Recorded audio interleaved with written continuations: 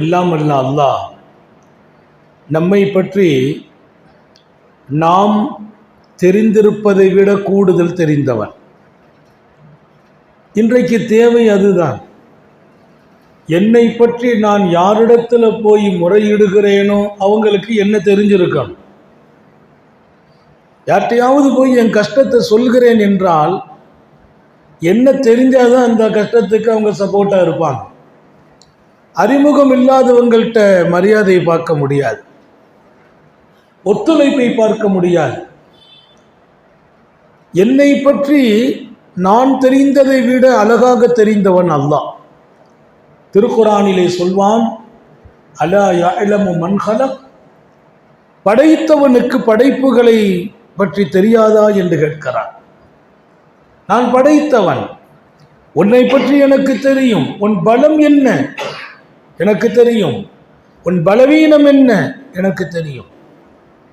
சகோதரர்களே, இத்தனை தெளிந்து என்னோடு என் ரப்பு இருக்கிறான் என்று நான் நினைத்தாலே என் வாழ்க்கை நிம்மதியாயிடும்.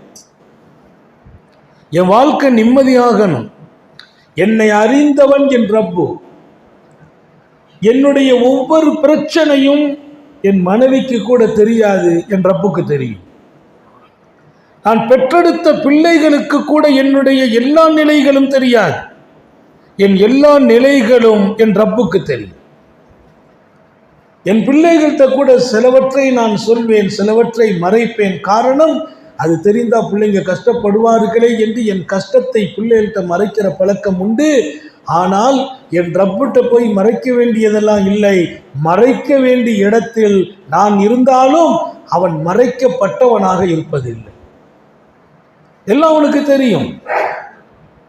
உங்களுக்கு நான் சுபச்செய்தி சொல்கிறேன். நம்மை பற்றி எல்லா நிலையையும் விளங்கிய ரப்போடு நாம் இருக்கிறோம் என்கிறது தான் அல்லாஹ் நமக்கு கொடுத்த பெரிய பாக்கியம். இந்த வாழ்க்கை எப்போதுமே ரசனைக்குரியதாக ஆக்க வேண்டும். அல்லாஹ் கொடுத்த இந்த வாழ்க்கையில் அவனது அழகிய தொடர்பை நாம் உண்டாக்கி கொள்ளலாம். நமக்கும் அவனுக்கும் ஒரு தொடர்பு இருந்துக்கிட்டே இருக்கணும். உலகத்தில் ஒருத்தரோட நம்ம தொடர்பு வச்சுட்டோம் வைங்களேன், கொஞ்ச நாள் சந்திக்கலன்னு சொன்னால் அந்த நட்பு குறைஞ்சு போயிடும். கொஞ்ச நாள் சந்திக்கலன்னா அந்த தொடர்பு காணாமல் போயிடும். ஆனால் அல்லாஹ்வுடைய தொடர்பை நாம் காணாக்கி விடக்கூடாது. காலமெல்லாம் அவனுடைய தொடர்பு நமக்கு தேவை. நம்முடைய வாழ்க்கையின் எல்லா நிலைகளிலும் அவன் பக்கம் நாம் தேவையாகிறோம் என்கிறது தான் முக்கியமானது. மனிதன்கிறது அந்த வாழ்க்கையில ஒரு நிலை இல்லை. இன்பத்தை கொடுக்கும் அல்லாஹ் துன்பத்தையும் கொடுத்து பார்ப்பான். சந்தோஷத்தை கொடுத்த அல்லாஹ் சோகத்தையும் கொடுக்கிறான். இன்ப துன்பம் என்பது எல்லாருக்கும் சொந்தம். சந்தோஷமும் சோகமும் எல்லோருக்கும் சொந்தம். எல்லாம் அவங்க பெரியவங்க, அதனால அவங்களை அல்லாஹ் துன்பம் கொடுக்கறது இல்லை அப்படியெல்லாம் கிடையாது. பெரியவர்களையும் துன்பம் கொடுத்தான். உயர்ந்தவர்களுக்கும் அல்லாஹ் சங்கடங்களை கொடுக்கிறான், சாதாரண மக்களுக்கும் கொடுக்கிறான். அவ இன்ப துன்பம் இரண்டையும் அவன் கொடுக்கும் இடத்தில் நம்மை ஆக்கி வைத்திருக்கிறான். ரெண்டு நேரத்திலே நம்ம அவன் பக்கம் தேவையாக வேண்டியிருக்கிறது. நம்முடைய இன்பத்தையும் அவனிடத்திலே போய்தான் பெற வேண்டும், துன்பத்திற்கான தீர்வையும் அவனிடத்திலிருந்து தான் பெற வேண்டும்.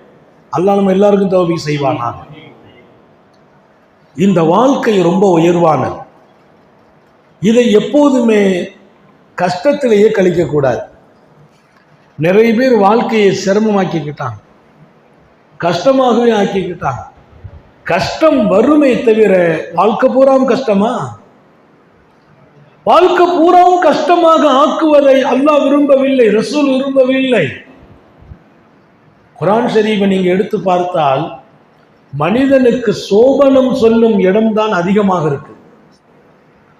அல்லாஹ் நமக்கு சுபச்செய்தியும் சொல்லுகிறான், எச்சரிக்கையும் தருகிறான். சுபச்செய்தியே முதன்மையானது. நபிகள் நாயகம் ஸல்லல்லாஹு அலைஹி வஸல்லத்தின் வருகை பற்றி சொன்னான், பஷீரவ் வ நதீராங்கறான். இன்னா அர்சல்னாக ஷாஹிதவ் வ முபஷ்ஷிரவ் வ நதீரா. பெருமானார் அவர்களை குறிப்பிட்டு சொன்னான், தங்களை நான் நபியாக அனுப்புகிறேன், சோபனம் சொல்லக்கூடியவராக. ரெண்டாவது தான் துன்பத்துக்கு அல்லாஹ் வருகிறான், நரகத்தை கொண்டு எச்சரிக்கை செய்வார் என்கிறான். நீ தவறு செய்தால் தண்டனை உண்டு என்று எச்சரிக்கை செய்வார்கள் என்கிறான். அது இரண்டாவது சொன்னான். முதலிலே முபஷிர், அவர்கள் சோபனம் சொல்பவர்கள். மனிதனின் வாழ்க்கையில் நடக்கும் அனைத்திற்கும் அல்லாஹ் சோபனத்தையே சொல்கிறான். கஷ்டமும் இருக்குது, துன்பம் இருக்குது. குர்ஆன் ஷரீஃபில் நீங்க திறந்து பார்த்தால் சந்தோஷம் லேசு என்கிற அந்த வார்த்தை, கஷ்டம்ங்கிற வார்த்தையை நீங்க எண்ணி பார்த்தால் அல்லாஹ் கஷ்டம்ங்கிற வார்த்தை 12 இடத்துல சொல்றான். உசுர் என்கிற வார்த்தை கஷ்டத்தை காட்டும். மனித வாழ்க்கையிலே வரும் கஷ்டங்கள், துன்பங்கள், சோதனைகள், நெருக்கடிகள் அந்த உசுருங்கிற வார்த்தையினுடைய அடுத்தடுத்த வார்த்தைகள். ஒரு வார்த்தை பல சீகாக்கள்பாங்க, பல மாற்றங்களிலே வரும். மொத்தத்தில் குர்ஆன் திறந்து பார்த்தால் 12 இடத்துல சொல்றான் நம்முடைய வாழ்க்கையில் வர்ற கஷ்டம், துன்பத்தை. வாழ்க்கையில் வரும் சந்தோஷம், மகிழ்ச்சி, இலகுவோ, லேசுங்கிறத அல்லாஹ் 36 இடத்துல சொல்றான். நல்லா யோசிச்சு பாருங்க. மனித வாழ்க்கையிலே நடக்கிற சந்தோஷத்தை, மகிழ்ச்சியை லேசாகத்தான் இந்த மார்க்கமும் உன் வாழ்க்கையும் ஆக்கினோம் என்பதை 36 இடம். அப்படின்னா கிட்டத்தட்ட இதை விட 3 மடங்கு. 12 இடத்திலே துன்பத்தை சொன்ன அல்லாஹ் 36 இடத்துல இன்பத்தை சொல்கிறான். அவன் நோக்கம் என்ன? ஒரு சீரிய வாழ்க்கையிலே நாம் இருக்க வேண்டும். குர்ஆன்ங்கிறது ஒரு அழகிய பாடம். அதில் உள்ள ஒவ்வொன்றிலும் இருந்தும் சஹாபாக்கள் வாழ்க்கையை எடுத்துக்கிட்டாங்க. உலகத்தினுடைய தேவையற்ற எண்ணங்களை, ஆசைகளை, சிந்தனைகளை வளர்த்து கொள்ளக்கூடாது. மிக தெளிவாக என் வாழ்க்கையின் நிம்மதியும் சந்தோஷமும் வெற்றியும் தோல்வியும் என் இலக்கை அடைவதும் என் ரப்பு நாடினால் மட்டும்தான் நடக்கும் என்பது அழுத்தமான நமது நம்பிக்கையாக இருக்கு. யாரை வச்சு ஒன்றும் நடக்காது, யாரு வந்தாலும் ஒன்றும் நடக்காது. யாரை வச்சு ஒன்றும் நடக்காது, யார் வந்தாலும் ஒன்றும் நடக்காது. அல்லாஹ் இடத்திலே கேளுங்கள், உங்களுக்கு என்ன தேவை என்பதை உலகம் அறியாது. உன் பெட்ரூமில் இருக்கும் உன் மனைவியால் அறிய முடியாது. உன் மீது பன்மடங்கு அன்பு கொண்ட உன் தாயால் அறிய முடியாது. உன்னை தூக்கி சுமக்கும் உன் பிள்ளைகளால் அறிய முடியாது. நீ கேள், உன் தகுதி அத்தனையும் அறிந்தவன் அல்லாஹ்வாக இருக்கு. உன் தகுதி எல்லாம் அவனுக்கு தெரியும். நான் யாருங்கிறத நீங்க தெரிஞ்சது வெளிரங்கம் தான், என் அந்தரங்கத்தையும் சேர்த்து என் ரப்பு விளங்கியவன். சர்க்காரை ஆலம் ஸல்லல்லாஹு அலைஹி வஸல்லம் ஒரு இனிமையான வாழ்க்கை நமக்கு கிடைக்கணும்னு ஆசைப்படுறாங்க.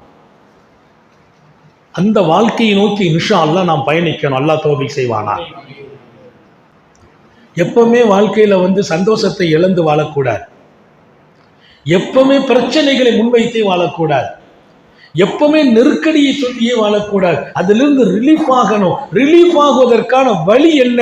அத்தனையையும் தாண்டி ஒரு நம்பிக்கை இருக்கட்டும், என் ரப்பு என்னை எப்படியும் ரிலீஃப் ஆக்குவான். இதுல இருந்து ரிலீஃப் ஆக்க மாட்டான் அல்லாஹ்.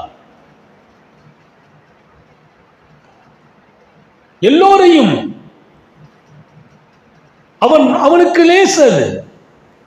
அவன் எதிர்பார்க்கிறது கொஞ்சம் தான் எதிர்பார்க்கிறான். யுரீதுல்லாஹு பிக்குமுல் யுஸ்ர் வலா யுரீது பிக்குமுல் உஸ்ர். அல்லாஹ் குர்ஆன்ல தெளிவா சொன்னா, அல்லாஹ் எந்த காலத்திலும், இந்த ஆயத்தை எல்லாரும் மனசுல வச்சுக்கணும், எந்த காலத்திலும் எந்த நேரத்திலும் உங்களுக்கு கஷ்டம் வர வேண்டும் என்று அல்லாஹ் நாடுவதே இல்லை. நீங்க கஷ்டப்படணும்னு அல்லாஹ் நாடுறது இல்லை. என் படைச்ச ரப்பே நான் கஷ்டப்படுறத நாடல்ல அப்படின்னா எனக்கு என்ன கஷ்டம்? சின்ன சின்ன கஷ்டத்தை நான் தான் பெருசா எடுத்துக்கிட்டேன். யுரீதுல்லாஹு பிக்குமுல் யுஸ்ர் வலா யுரீது பிக்குமுல் உஸ்ர். அவன் கஷ்டத்தை நாடல்ல, எதை நாடுனா அல்லாஹ் உங்க வாழ்க்கையில நீங்க ரொம்ப மகிழ்ச்சியா, திருப்தியா, ராஹத்தா, லேசா, செழிப்பா வாழணும்னு அல்லாஹ்வை நாடுகிறான். அல்லாஹ்வை பற்றி நாம் சரியாக விளங்கிக் கொள்ளாத காரணத்தினால் நமக்கு நாமே சங்கடங்களை உண்டாக்கி கொண்டோம். அல்லாஹ் லேசத்தை நாடுறான். எப்போதுமே திருக்குர்ஆன் சொல்கிற ஒரு வசனம், யுரீதுல்லாஹு பிக்குமுல் யுஸ்ர், அல்லாஹ் லேச மட்டும்தான் நாடுகிறான். அப்படி சொன்னா போதும், அது அழுத்தம் தருகிறான். வலா யுரீது பிக்குமுல் உஸ்ர், கஷ்டத்தை எல்லாம் அல்லாஹ் நாடுறது இல்லை. நிறைய பேர் சொல்றமே, அல்லாஹ் என்னை கஷ்டப்படுத்திக்கிட்டே இருக்கான், என் வாழ்க்கை போற கஷ்டம் தானே. கண்மூடி திறந்து பார்த்தால், கடந்த பாதையை பார்த்தால் எல்லாமே கஷ்டமா தெரிகிறது. நான் நடந்து வந்த பாதையை பூரா பார்க்குறேன், கஷ்டமா தெரியுதுன்னு நினைக்கிறோம். இல்லவே இல்லை. கொஞ்சம் யோசிச்சு இப்படி மாத்துங்க, என்ன கஷ்டம், அவரை பாரு எவ்வளோ கஷ்டப்படுறாரு, நம்ம நல்லா இருக்கிறோம். எப்பவுமே கொஞ்சம் உங்களை மற்றவங்களை விட மேலே வச்சு பார்க்கணுமா. எந்த விஷயத்தில் பிரச்சனைகள் வரும்போது, வீடு இல்லைன்னு நினைக்கிறீங்க, ஏதோ ஒரு வாடகை வீட்டில் இருக்கிறீங்க, பரவாயில்ல, வாடகை வீடும் இல்லாம ரோட்லையும் கடப்பலகையிலையும் படுக்கிறவங்கள ஒரு பார்வை பாருங்க. அல்லாஹ் என்னை எவ்வளவு ராகத்தா வச்சிருக்கிறான், ஒரு வீட்டுக்கு வாடகை கொடுக்கிற அளவுக்கு வசதி கொடுத்திருக்கிறானே. உங்கள் பார்வையில் நீங்கள் நிம்மதி பெறுகிறீர்கள். நீங்க ரொம்ப டாப்ல இருக்கிறவங்கள போய் பார்த்துட்டு கவலைப்பட்டால், அவர் எவ்வளவு பெரிய ஆள் அதை பார்க்காத, உன்னை விட கீழே உள்ளவங்களை பார். உன்துர் இலா மன் ஹுவ தூனக் வலா தன்துர் இலா மன் ஹுவ ஃபௌகக். உனக்கு மேலே உள்ளவனை பார்க்காத, கீழே உள்ள ஆளை பாரு, நீ தான் மேலே உள்ள ஆளு. இதுல இன்னொரு பாடத்தை ரசூலுல்லாஹ் படித்தராங்க. என்ன பாடம்? எப்பவுமே நீ தான் மேலே இருக்கிறதா நினைச்சுக்கா. நீ தான் மேலே இருக்கிற, அவர் மேலே இருக்கிறப்ப, நீ மேலே இருக்கிறப்ப உன்னை டாப்பில் வச்சிருக்கான் அல்லாஹ். எப்போ அது தெரியும்? கீழே 10 பேர் இருக்கான, அவனை பாரு, நம்ம டாப்பில் இருக்கோன்னு விளங்கு. எப்போ நீ டாப்பில் இருக்கிறாயோ அப்போது நீ விளங்கு, நீ அல்லாஹ்வுக்கு நன்றி உள்ளவனாகவே வாழ்வாய். உன்னிடத்தில் வணக்கம் தவறாது, கடமைகள் தவறாது, பாவங்கள் நடக்காது. எல்லாவற்றுக்கும் மேலால் நீ அல்லாஹ்வை மறக்கவே மாட்டான். ஏன் உன்னை டாப்பில் வச்சு பார்க்குறோம் இல்லை, பெருமை வரக்கூடாது. நம்மள மாதிரி துன்யாவில் யாரும் இல்லைன்னு நினைச்சிடக்கூடாது, பெருமை கூடாது. ஆனால் மற்றவங்களோட நம்ம மேலே இருக்கிறோம் நினைச்சால் நன்றி உள்ள வாழ்க்கை நசீபாகிவிடும். அல்லாஹ் நம்ம எல்லாருக்கும் தௌஃபீக் செய்வாங்க.